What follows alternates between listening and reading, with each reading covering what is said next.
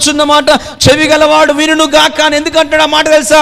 అంటే దేవుని ఆత్మను పొందుకోలేక, అంటే దేవుని ఆత్మను కోల్పోయిన వారు చాలా మంది ఉన్నారు. అందుకే దేవుడు ఒక వాక్యం రాయబడి ఉంది, ఆత్మ లేనివాడు నావాడు కాడు. దేవుని ఆత్మ, పరిశుద్ధాత్మ దేవుడు నీలో ఉంటే నువ్వు ఎలా ఉంటావు, నువ్వు ఎలా మారిపోతావు నువ్వు. అందుకే పౌలు భక్తుడు అన్నాడు, ఇంకా నువ్వు జీవించువాడు నేను కాదు, నాలో ఉన్న క్రీస్తు. అంటే ఇప్పుడు పౌలు భక్తుడు ఎలా ఉన్నాడు? అంతకుముందు పౌలుగా మారక ముందు సౌలుగా ఉన్నప్పుడు తన జీవితం ఎలా ఉంది?